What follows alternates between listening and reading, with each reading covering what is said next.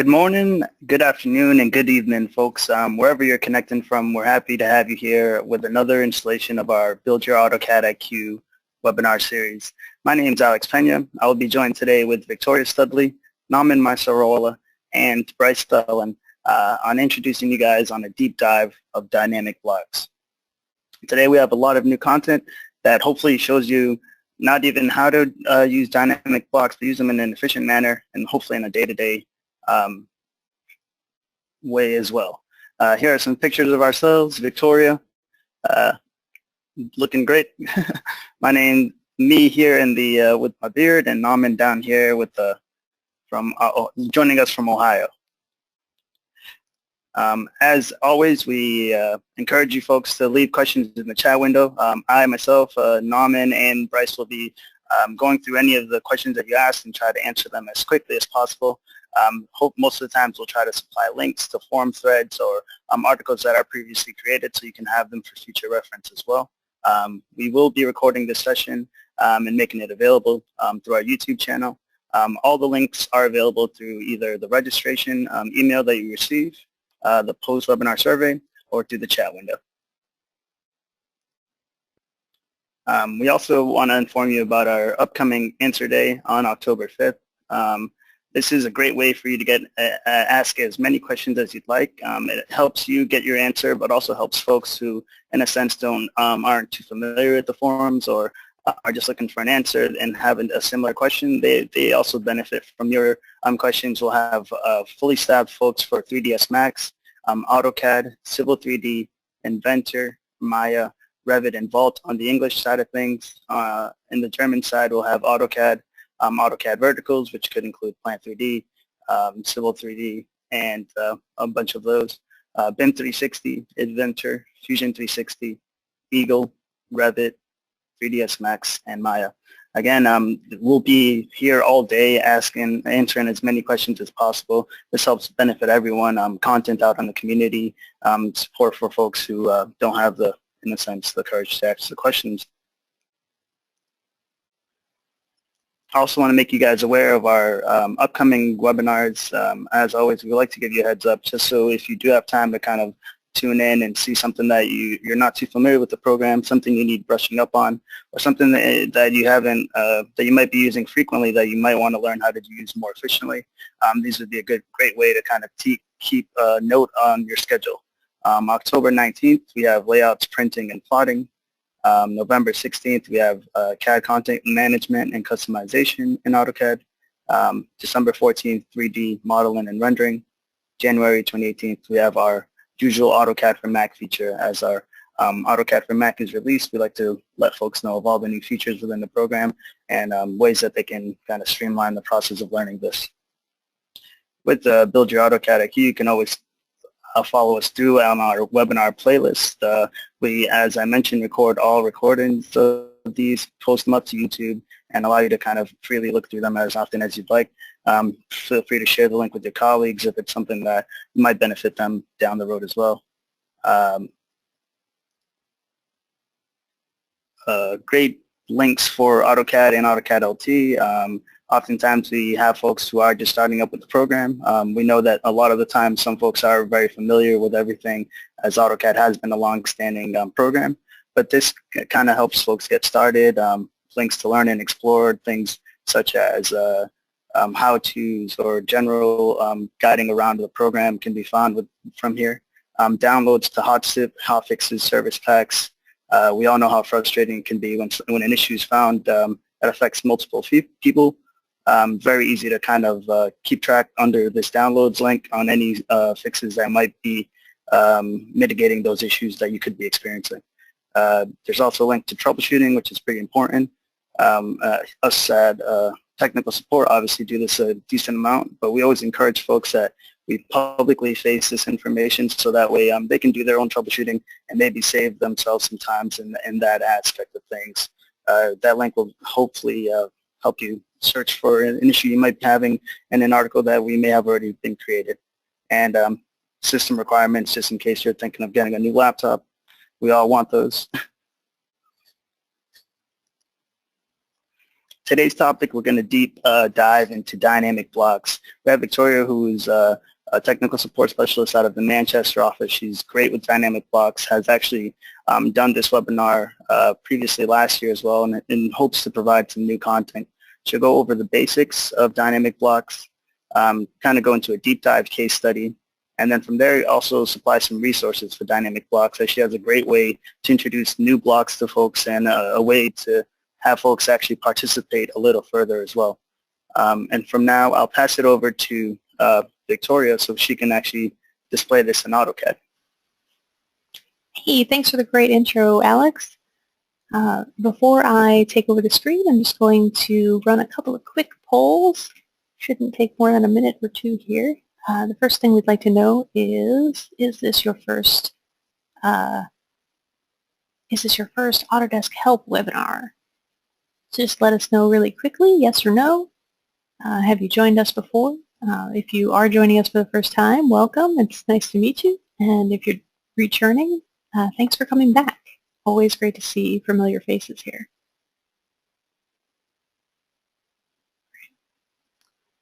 And I'll go ahead and close that one out and quickly run the next one here. And this time we'd like to know, how long have you been using AutoCAD or AutoCAD LT? Just to get a good idea for, more than 10 years, between 5 and 10 years, 1 to 5, or less than a year. Just want to kind of know the experience level of everybody we're talking to here. Let's leave that open for another second or two here.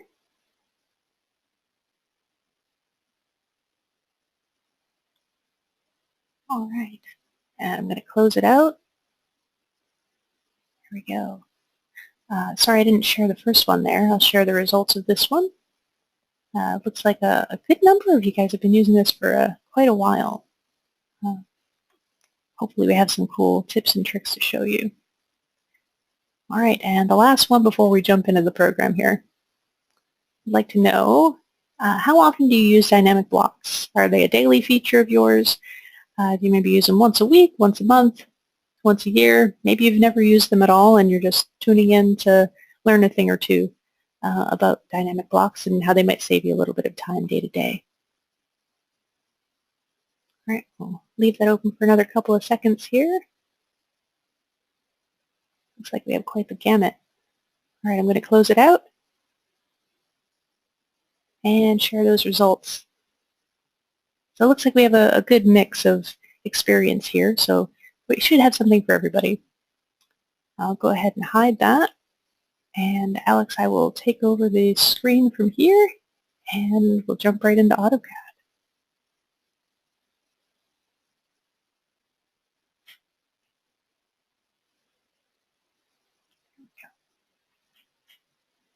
All right, Alex, can you see my screen?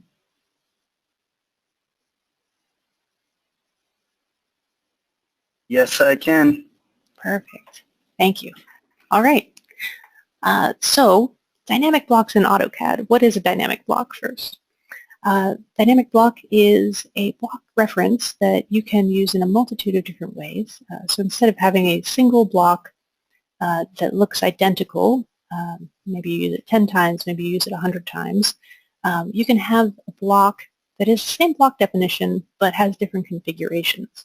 So if you have, say, a dining room table block and you want to be able to change the size of that block, or you have a chair and you want to be able to flip it around into different configurations, or the classic one that I like to use as an example is a door block. You might want to have that swing wide open at a 90-degree angle. You might want to have it completely closed, or any of those angles in between. You might want to flip it to one side of the wall or the other. You might want to flip the swing left or right. You might want to change the size of that door. And so with one block, you can do all of these things. So you can have multiple instances of that block throughout your drawing with a multitude of different doors displayed in different configurations. We use the block editor in AutoCAD to do this. And so I've got this block that we created last time open, and you can get into the block editor by right-clicking on the block and selecting block editor. And this will open the block in the block editor, and by default it has this nice gray background to remind you that you're at a different workspace. And so I have all of the components of my block in here. You can see I have a base point, I have a couple of different parameters, and there are no actions in this one, but I do have a block lookup table and a visibility state that allow me to populate this title block example with some different information.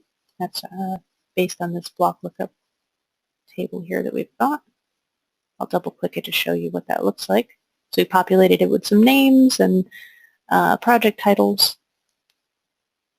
and then our visibility state has a couple of different states in there. Inside the block editor, all of your tools are on your block authoring palette, and so you have your parameters, which define which geometry you're going to be manipulating and how, and your actions, which define exactly what you're doing to that geometry. And you also have parameter sets that link those things together, and constraints as well. All of these tools that are on the block authoring palette are also up here in your block editor contextual ribbons. You can see that here. You can still access all of the other ribbons that you're used to, but that block editor one will show up in addition to those regular ribbons. All right. So from here, I'm going to move forward and jump into some new content. And again, this will be a deep dive into some of the particular features using 2 case studies. If you're looking for a very basic introduction to all of these tools inside the block editor, the dynamic block editor, we have a previous webinar from last year that gave the very basic foundation. We didn't have enough time to touch on some of the more advanced tools, so that's what we'll be doing today. I believe Naman, Bryce, and Alex will be posting the link to that older webinar into the chat window for anybody who's feeling a little bit lost. All right, so the first dynamic block that we're going to build today is this collapsible pocket door. And so we have a 4-panel door, and I like to start with all of my geometry drawn ahead of time. This is sort of a personal preference.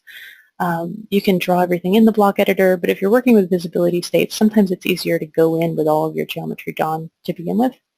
Again, my personal preference. You'll find what works for you. So the first thing we'll do is select all of this, type in the block command, name our block, 4-panel sliding pocket door. And I'm going to leave the pick point as a default, but you can select a different base point. So if your geometry is off in space somewhere and not neatly nested at the drawing origin, it's a good idea to pick your base point specifically before you create that block. I've checked Open in Block Editor so that I launch directly into the block editor here. All right. So now that we're in here, the first thing I want to do, is show you what we're trying to make. Here's a finished version of this block. And so you can see, you can see here that I have the block and it slides into place.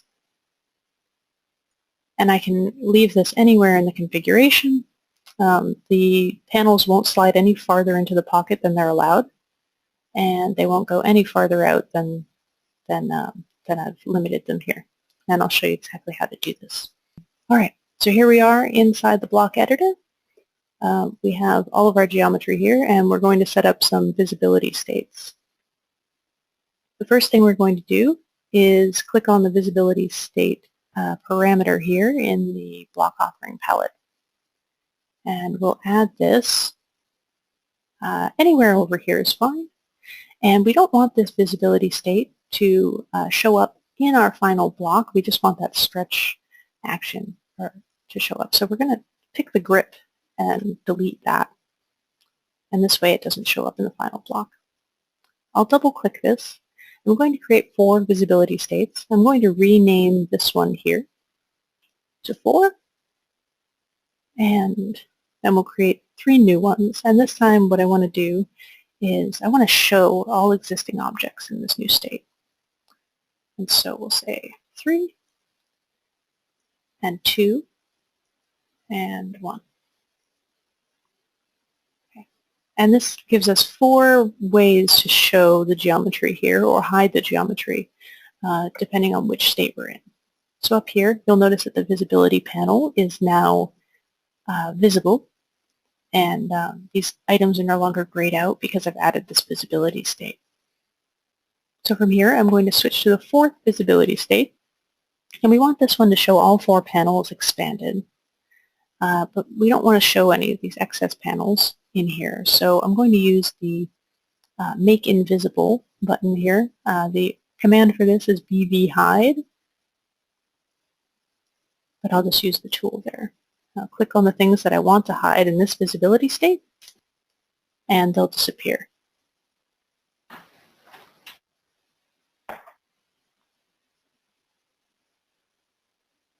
Okay. Then I'll switch to the 3rd visibility state, and we'll do the same thing. Use that tool, and this time we only want 3 panels showing, so we'll hide this one, and sorry, not this one, these 2 up here. And in our 2nd visibility state, we'll hide these 2 and these 2, so that when these collapse in, oh, I did that one wrong, didn't I? I want this one to have 2. We're going to just hide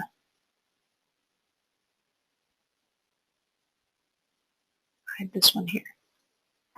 There we go. This way, when these 2 collapse in, these 2 disappear, and these 2 will show up. And then for number 1,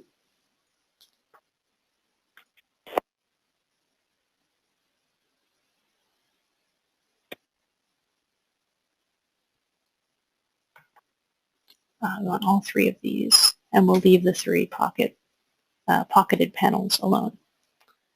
All right, so now we can just check those. There's 4, there's 3, there's 2, and there's 1. So those all look correct. I'm going to stay on number 4 here. All right, so the next thing here that we're going to set up is a linear parameter to move these panels in and out of the pocket door here. So that's right here on the parameters panel, palette. And what I'll do is I've created a little node down here, a point. You can put that on your depth points layer if you don't want it to plot.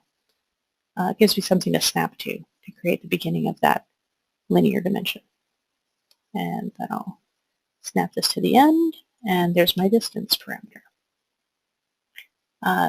We do want to change one thing. I have 2 grips on this distance parameter, but I only want 1, so you can do this when you add it, but I missed the command prompt, so you can always come back and change that after the fact. So come into my Properties palette and scroll down, and I've got my numbers grip, number of grips, change that from 2 to 1, and then I just have the 1 grip that I need there. While we're in the Properties palette, I'm going to set a minimum distance and a maximum distance. And this will make it so that this set of panels can't expand any farther than 7'3", which is the maximum distance of them being all the way expanded. And they won't be able to go any farther than 1'6", which is the depth of that pocket.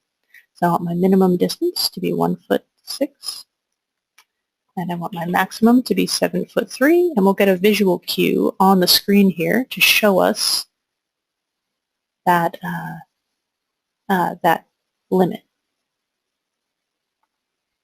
All right, so now that we have that set up, we're going to set up our move action. So we're going to pick this, and we pick the parameter first, and then you have to pick the side of the parameter that you want to apply this to. So if we had 2 grips, you could pick the left or the right. I'm going to pick the right where my grip is.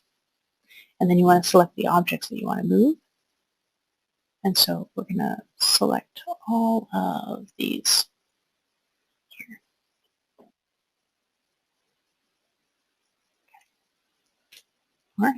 And then we're just going to place that move parameter, move action, I mean. Okay. So the last couple of, so the last couple of things that we want to do are, we're going to create something called a double lookup. And in order to create a double lookup, we have to create a double lookup tool.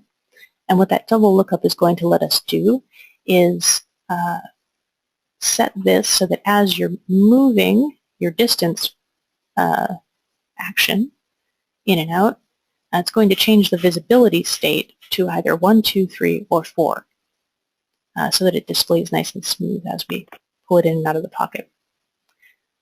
So there is already a lookup tool. You can see I've created a couple of these double lookup tools, but these don't come out of the box. So the first thing you want to do is right-click on this and say copy. Grab that lookup tool and then right-click in the gray space and paste. And this will duplicate that so that you can do what you like with it. The second thing that you want to do is type in B action bar mode and change the system variable to 0. I already have it set, but if you're working out of the box, it's going to be set to 1, and you're not going to be able to modify this tool appropriately unless this is set to 0. So that's B action bar mode. So then I'm going to right-click on that tool and go to Properties. And we'll just name it something, double lookup. We'll call this number 3 since I have a couple of them in there. And then under Actions, if you click in the space here, you'll see this little icon pop up. You click on it, and then it lets you add a couple of different actions. And so we'll add 2 lookups to this and say OK. So this creates our double lookup tool. And let me show you what the single one does first. If I add that, it just shows me a single lookup. This lets you have one parameter that has 2 lookups contained within it. So there we go. We have these 2. Again, we don't want this to be visible in the final block, so I'll just delete the grip. And then we'll double-click this first lookup. And the first one is going to, so we're going to add a property here. And the first one that we're going to add is that distance 1 linear parameter. And from here, we want to add 4 different lookup properties for this particular lookup table. So 4, and then tab will get you to the next line, 3, 2, and 1. And then in the left-hand side, under Input Properties, we want to add the ranges of this distance parameter. So number 1 starts at 1'6", and there are a couple of things to note here as you're formatting this. If I use a bracket on one end, it's going to include the number that comes right after or before the bracket.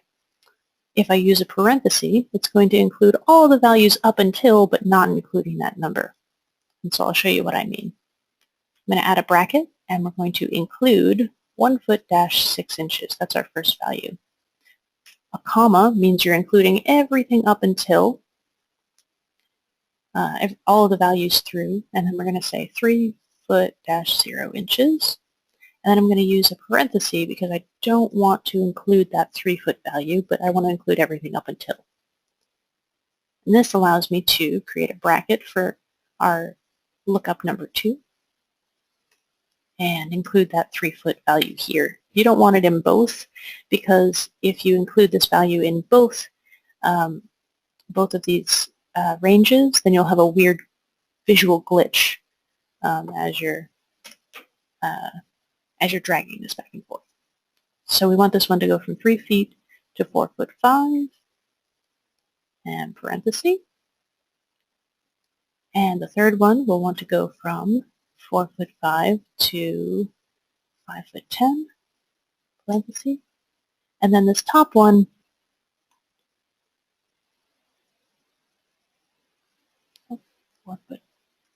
that one didn't take.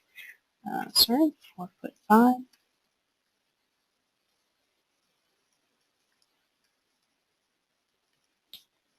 To 5 foot dash 10.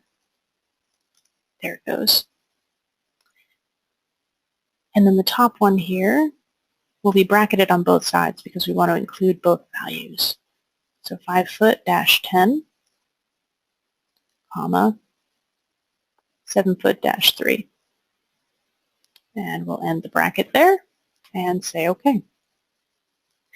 So I'm going to double click on the second lookup now. And from here, we're going to do the same thing, add properties, but this time we'll pick the visibility state and say OK. And then add those 4 same values, and this allows the two to talk to each other. So 4, 3, 2, and 1. And then from here, we're going to pick visibility state number 4 that we set up earlier, and then 3, and then 2, and 1. And we'll say OK. And now these two lookup tools ensure that when we move this back and forth, that the correct visibility state will go into effect as we slide the door. The last thing, well, let's do it this way. You have this option up here to save the block. I tend to do this often, just in case you don't want to lose your work. And then we have the option to test the block. So instead of saving everything and then having to go back and forth into the block editor, you can just click on Test Block. And then you can see we're brought into a little test environment where we can see our block. And you can grab this grip. And I did something on purpose here to demonstrate a point. You can see 7 foot 3, and as we slide it, everything kind of nests into that pocket neatly. But if I pick any of these values here, you'll notice that my grip disappears and I can no longer move the block. So we're not quite finished. I'll come up here and close the test block. And this brings us back to, switch me into my other drawing here, but it brings us back to our block editor. So the last thing I want to do is make sure that all these things are visible. And so if I select them, we want to make them visible in all 4 visibility states. Now you could go through and switch to each visibility state and then use the Make Visible tool. But if you use if I mouse over this, you can see the command, BV Show command. So I'll type in BV Show. It gives you the option to make these visible either just in the current visibility state or in all visibility states. So if you know that you need to make something visible in all of your visibility states, that's a really quick way to do that. All right, so from here, I'm just going to save that, and we'll test it one more time. And we have a nesting block. And you'll notice if I move this all the way to the end, it won't go any farther over than this corner here. It won't let me pick anything lower than 1 foot 6, which is the end of my pocket. And it won't let me go any farther out than 7 foot 3, which is as far as I want those doors to be able to slide out. So here we have it. Close the test block, and then save our own block. Close the block editor, save those changes, and there's our pocket door. All right, we'll pause here for a second. I just want to check in and make sure that everybody can see and hear. Alex, Nauman, if you want to chime in for a second, how are we doing? We're fine. I think it was an overall outage in GoToWebinar because I could not even get on the phones too. So, all right. Yeah, we had some questions though with attribute. I don't know if you were ready to take those yet or not. I do want to save them until the end, but okay, sure. I'll pause here for a second, and I want to note we've created a thread in the Dynamic Blocks forum, and so I'll take a second to show you that.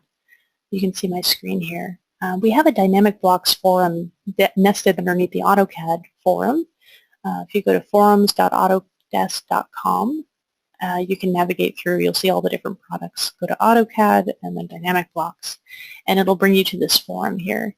And what I did this morning was I posted about this webinar, and I created this post here. And after the webinar is over, what I'm going to do is rename this to something like Dynamic Block Showcase. And I want to encourage everybody who's here to join in and share your favorite block. I'll be posting a screencast video and the drawing files for these blocks that we create today here in the thread. And I'll create a recording of this video and post it on YouTube and post the final link in here as well. And I want to create a conversation where we all share our favorite blocks. I know Naman has a couple up his sleeve, and Alex and Bryce also have a couple. And so we'll be sharing our favorites. We'd encourage you all to join in and post your favorites as well. And then if we have any questions, we can always answer them after the fact in that forum. Oh, and if you want to subscribe to the thread and you're more of a watcher than a participant, but you still want to see what's going on, you don't want to miss anything, you can click on this topic options, and if you click on, this should say subscribe. I'm already subscribed to it. You'll see a subscribe button. It'll let you subscribe to it, and you'll get updates whenever there's a new blog posted in here. All right, so that's our quick little break. I have one more block to show you, and then at the end, hopefully we have some time for Q&A. I know we're probably running a little short on time because of the technical issue, but we will work our way through here. All right, so the second block I want to show you is super cool. This one is a dynamic trim block for elevations and section drawings. And I want to show you all the geometry that I created to start with. As I said before, I like to prep my geometry ahead of time, and this kind of block is exactly why. If you can think through all the different ways that you might want to display a block and create that geometry up front, it'll save you a lot of headache trying to jump between visibility states inside the block editor. All right, so this is the whole thing, but then I can show you how this is broken down. So I've got outside to outside lines, so you can imagine these profiles on the outsides, inside to outside, and then inside to inside. And then I have my profiles, and I've created a couple of different ones. Profiles that are fixed in place so they won't flip back and forth, and sections that are fixed in place. And then I have a couple that are set up to flip back and forth in case you want the profile to be one side or the other. You can always mirror your block, but the flip action is really handy for things like this. All right. So here, again, we'll start by showing you the end block to give you a good picture of what we're building. So here's my final block. You can see I've got a couple of different options here. This is all geometry on, and I like to create one with all geometry on just so that I'm not missing anything. Let's see, section only. So section only will do this. It'll just have the flip action. You can go back and forth. Oh, click too fast. All right, flip that back. And then let's see, profile only. And what I'll do is I'll flip this and show you. Even if it's flipped this way, if I switch the next one down, it's oriented the way I want it to be oriented. So you can drag this back and forth. And each one of these will show the trim in a different manner. So I've got inside to inside, section to section, section to profile, profile to profile. And the same for inside to outside and outside to outside. So I'll show you a couple of examples here. But it gives you all the different configurations that you might need when you're drawing, say, interior elevations or sections that might include trim profiles that are complex. Save you from drawing a whole bunch of lines over and over and over again. So that's what we're building here. I've got this here. This is our geometry that we're starting with. So I'm going to select it all. And I'm going to enter block. And we'll call this trim section and elevation. All right. And I'm going to leave my block base point alone again. But we're going to do something once we get in here. We're going to add a base point. So you see the base point option over here on the block authoring palette. And what I want to do is, if I've got trim at the top of a room that I've created, I really want to have that base point be in that top left corner. So I'm just going to add that base point there. So I'm not always trying to move it and realign it based on a bottom left base point. Okay. So after this, the next step here is to set up our visibility states. So again, we're going to come in here, create our visibility, and this time I'm going to leave it. I actually I'm going to move it up here to the top so that it's outside of my elevation or section after I start using it. I want to keep this grip so that I can change between visibility states manually, as opposed to the last block that we did where we switched using the grip, the linear grip. So here, I've actually prepped all the visibility states in another drawing here, so you don't have to watch me sit here and enter a whole bunch of different visibility names over and over again. So I've set all of these up. I just added them one at a time, but let me show you just quickly what I did. This time I want to show, no, I'm sorry, I hid everything. So I have everything hidden on each of these visibility states to start with, and except for the all geometry on. And I'll show you why in a second. So here, I've got all geometry on current, but I'm going to switch to section only, and you'll see all of my geometry is invisible, but what I can do is use this visibility mode, and it shows me a grayed out version of all the geometry in this file. Now the second thing that I want to point out is that I've gone ahead and set up different layers to begin with. These are all those layers that you saw in that first prep file. These are all stacked on top of each other.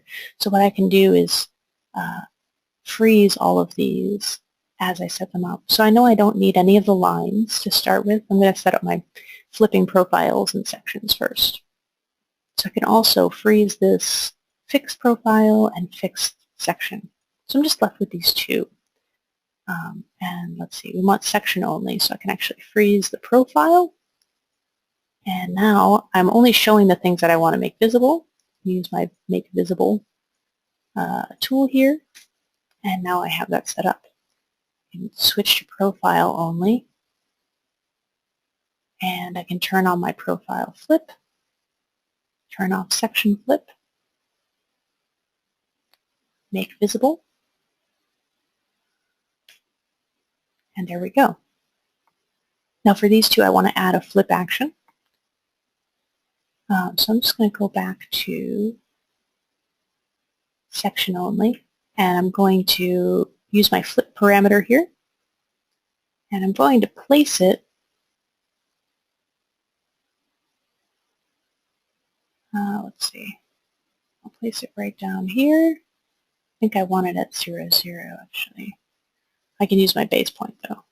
And we're just going to draw a line for this to flip around. And then my flip state, I'll leave it right here, and you can see that flip will show up right at the base point. Maybe I don't want that. Maybe I want to move it down just a little bit. So I'll drag that down to here so that it's not on top of my base point. All right. And I wonder why. Oh, I can unfreeze my section flip. There we go. And now under Actions, I'll grab my flip action and then select my flip state, and then select these objects. And then these objects will flip back and forth. The next thing we need to do is switch back to that profile only section. And you'll see that these are grayed out now. So I want to show these in my profile only flip state. And the last thing I want to do is make sure that my profile geometry is added to this flip state. So if you double click, it's going to prompt you here to add to that action set. So I can just grab everything in there and hit enter. And now if I want to save and test my block, I can come out here. Oh, you can see it's only showing my visibility states. Oh, wait a second. There we go. Okay, in section only, this will flip back and forth now. And I just want to check that it's working in profile. And there it is. Okay, so I can close my test block, and come back in here. And now we'll move on to the next one here. So inside to inside, section to section. I'm going to come up here and unfreeze my inside to inside lines, and I'm going to turn on my fixed profiles and fixed sections. Freeze my flipping profiles and sections. And I'm going to do the same thing. So we'll add all the lines, make those visible. And we're on section to section. So I'm just going to grab the section geometry.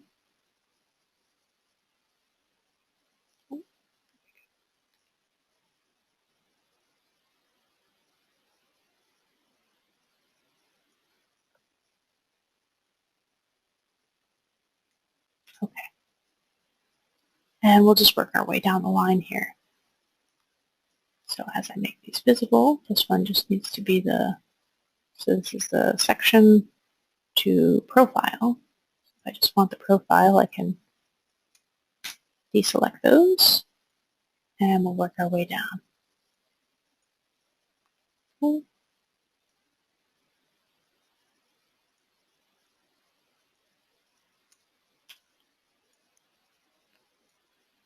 And I think for time's sake, I might not get through all of these, but you get the idea.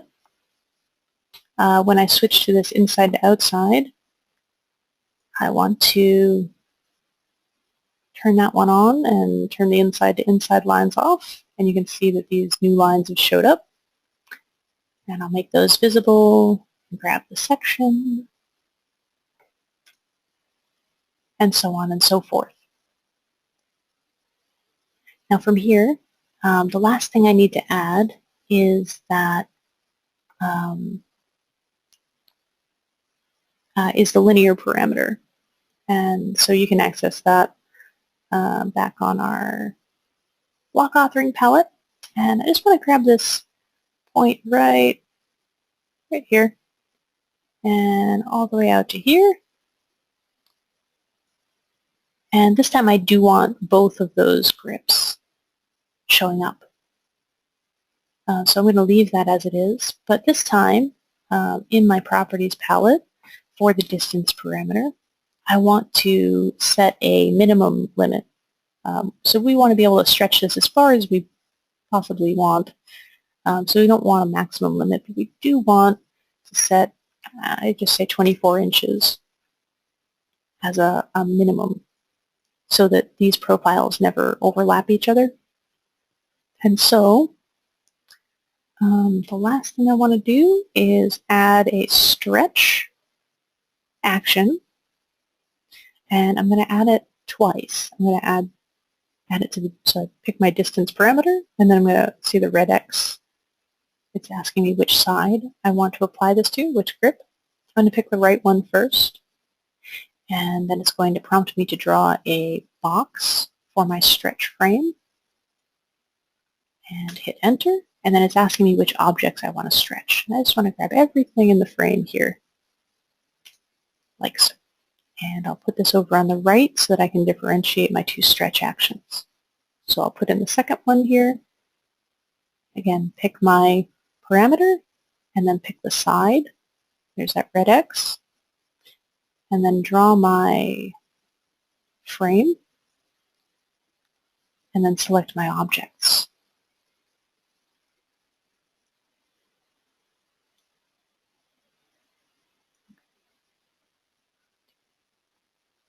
And the last thing that I want to make sure is that these distance stretching, the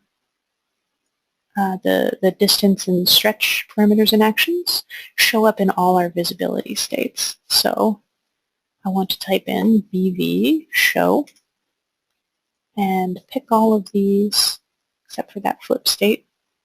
And make sure you get the grips as well, or you'll have a hard time. They'll disappear on you. And hit enter, and they'll show up in all of our visibility states. Okay, so now we can test the block, or save the block, and test the block. This one might be a little incomplete. Just for time's sake, I want to save a couple minutes for questions. but this does our stretch. You can save your, oh, that's all geometry on. Let's see, inside to inside, turn my layers back on so you can see everything. Yeah, I didn't get those endpoints correct in here. I did get them correct in the final version of the block here, where I was not rushing through to fix this. So I can show you this one here. And this will be the one that I post, and I'll record a screencast where this isn't so screwed up. But yeah, that is all of the blocks there. And then I did show you the two forum resources here. So you've got the whole Dynamic Blocks forum where you can ask questions. And I would say there's so much to learn about dynamic blocks that it's not possible for us to cover everything in one webinar, which is why we're revisiting the topic, and I'm trying to make sure that you have the resources you need to ask the questions as you start exploring them. So definitely jump into this forum thread. We do monitor it, and we come in and answer questions when you need help. And we have a couple of expert elites in here who are very knowledgeable with dynamic blocks as well, and they're always happy to help. And then if you create something really cool, definitely share it on that thread that we have going here. Naman, do you have a couple of questions loaded and ready to go? Yeah, one person was asking regarding the attributes itself and how to organize and how to where to place them, because with dynamic blocks they keep moving apparently. So they were wondering how we can rein those in somehow for the location when you change the scale or something like that. Oh, I'm trying to find that. Okay. I wonder if it's related to the base point of the dynamic block. I know a lot of times these, if you don't have the base point quite right, if you're creating it away from 0, 0 in the drawing, things can move around on you, especially if you're using annotative scaling, or if you've got some scale actions in there. So if you can keep everything nice and tight right near 0, 0, I'd recommend that first and foremost. I see. Yeah, I found the question because we got lost. They got lost in the no sound thing. So it says, I love using visibility states. However, I have had problems with using attributes. Usually I want the same attribute but in a different place. This doesn't work well. Could this be addressed? So if we can't address it here, definitely we can look at posting something on the forum, or you can ask that question on the forum too, because there are, as Victoria said, expert elites helping out. Yeah, I think this is a great question for the forum. I would recommend posting that as a separate thread, just asking that question, maybe providing a sample block where it's not working quite right for you. Just explain what's going on, and I'd be happy to, I'm in there all the time, I'd be happy to take a look. Probably not something we're going to solve right here in the webinar. But again, I'd encourage you to start a dialogue with us on that forum, and we can definitely help you find a solution for that. Attributes can be tricky, especially when you're dealing with scaling and yeah. Nauman, do you have any advice there? That would be the one thing. Libya is, I think, the expert there, and just make sure to post your block itself, the DWG file, it's for her to be able, or them to be able to help you further as well. Yep. Yeah, that's good advice. Lookup tables that somebody was asking. I'm going to post a link for the help on it, but I don't know if you want to quickly talk about that again. Yeah, I think I still have that one. I still have it open. I don't. I can open it really quickly though.